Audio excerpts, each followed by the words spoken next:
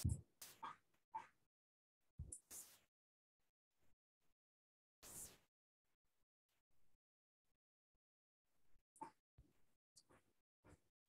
साथियों, मैं डॉक्टर अमित रंजन एक बार फिर से आप सबका अपने YouTube चैनल बीपीएससी जोन पर स्वागत करता हूं।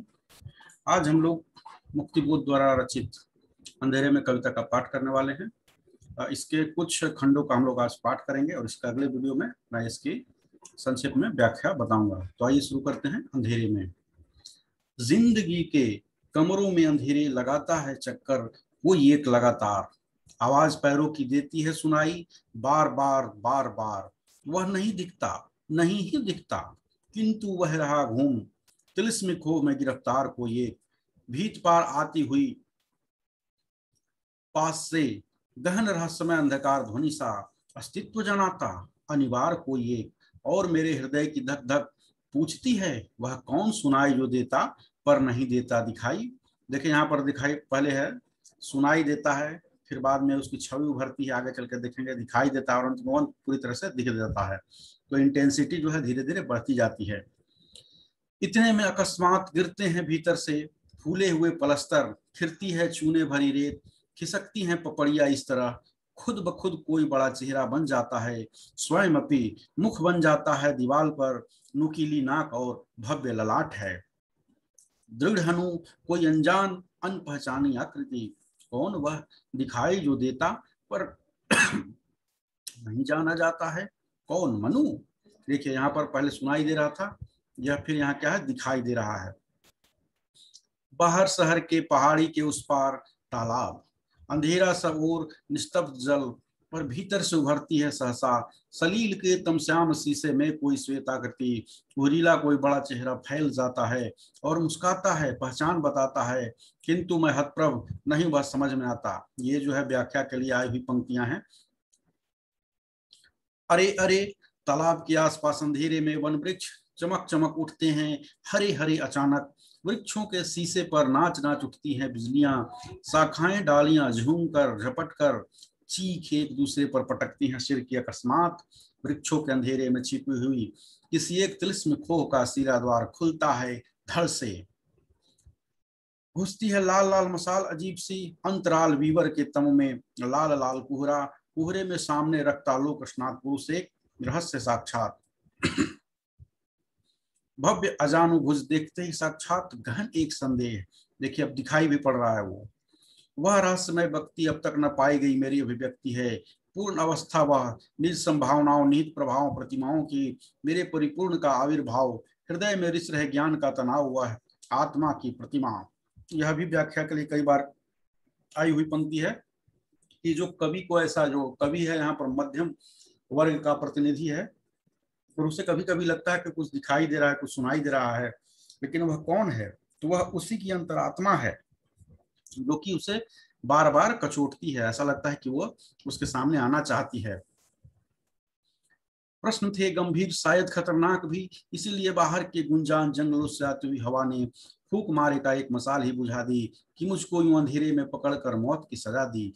किसी काले डैश की घनी काली पट्टी ही आंखों में बंध गई, किसी खड़ी पाई की सूली पर मैं टांग दिया गया, किसी शून्य बिंदु के अंधियारे खड्डे में गिरा दिया गया मैं अचेतन की स्थिति में। सूनापन सिरा अंधेरे में ध्वनियों के बुलबुले उभरे, शून्य के मुख पर सलवटे स्वर की मेरे ही उर पर धसाती हुई सिर छटपटा रही हैं शब्दों की लहरें, मीठी है दुस्सह।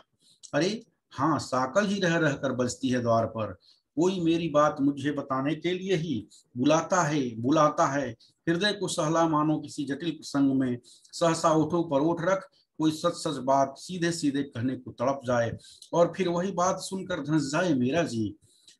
इस तरह सांकल ही रह रह कर बजती है द्वार पर आधी रात, इतने अंधेरे में कौन आया मिलने, विमन प्रतीक्षातुर कोहरे में घिरा हुआ द्युतिमय मुख, वह प्रेम भरा चेहरा, भोला भाला भाव, पहचानता हूं बाहर जो खड़ा है यह वही व्यक्ति है, जी हाँ, जो मुझे तिलिस्म खोह में दिखा था, अवसर अनवसर प्रकट हुई जो होता ही रहता, मेरी सुविधाओं का न तनिक ख्याल कर, चाहे जहां चाहे जिस समय उपस्थित, चाहे जिस रूप में, चाहे जिन प्रतीकों में प्रस्तुत, इशारे से बताता है समझाता रहता, हृदय को देता है बिजली के झटके। अरे उसके चेहरे पर खिलती हैं सुबह, गालों पर चट्टानी चमक पठार की, आंखों में किरणेली शांति की लहरें, उसे देख प्यार उमड़ता है अनायास। लगता है दरवाजा खोलकर बाहों में कस लूं, हृदय में रख लूं, भूल जाऊं मिल जाऊं लिपट कर उससे। परंतु भयानक खड्डे के अंधेरे में आहत और छत बिछत में पड़ा हुआ हूं। शक्ति ही नहीं है कि उठ सकूं जरा भी। यह भी तो सही है कि कमजोरियों से ही लगाव है मुझको। इसीलिए टालता हूं उस मेरे प्रिय को, कतराता रहता, डराता हूं, डरता हूं उससे। वह बिठा देता है तुंग शिखर के खतरनाक खुरदरे कगार तट पर, सोचनीय स्थिति में ही छोड़ देता मुझको। कहता है पार करो पर्वत संधि के गहवर, रस्सी के पुल पर चलकर दूर उस शिखर कगार पर स्वयं ही पहुंचो। अरे भाई, मुझे नहीं चाहिए शिखरों की यात्रा। मुझे डर लगता है ऊंचाइयों से। बजने दो साकल, उठने दो अंधेरे में ध्वनियों के बुलबुले। वह जन वैसे ही आप चला जाएगा आया था जैसे। खड्डे के अंधेरे में मैं पड़ा रहूंगा पीड़ाएं समेटे। क्या करूं क्या नहीं करूं मुझे बताओ। इस तम शून्य में तैरती है जगत समीक्षा की हुई उसकी, सह नहीं सकता। विवेक विक्षोभ महान उसका, तम अंतराल में सह नहीं सकता।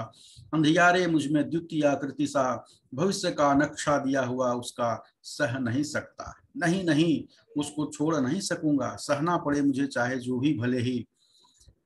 कमजोर घुटनों को बार बार मसल लड़खड़ाता हुआ मैं उठता हूँ दरवाजा खोलने। चेहरे के रक्त विहीन विचित्र शून्य को गहरे पोंछता हूँ हाथ से, अंधेरे की ओर छोड़ टटोल टटोल कर बढ़ता हूँ आगे।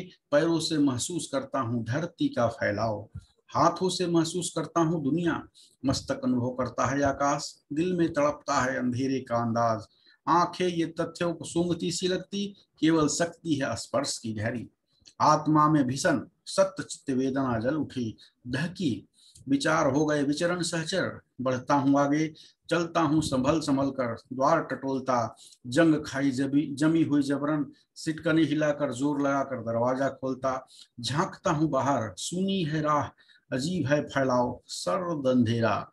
ढीली आंखों से देखते हैं विश्व उदास तारे। हर बार सोच और हर बार अफसोस, हर बार फिक्र के कारण बढ़े हुए दर्द का मानो कि दूर वहां अंधियारा पीपल देता है पहरा, हवाओं की निसंग लहरों में कांपती।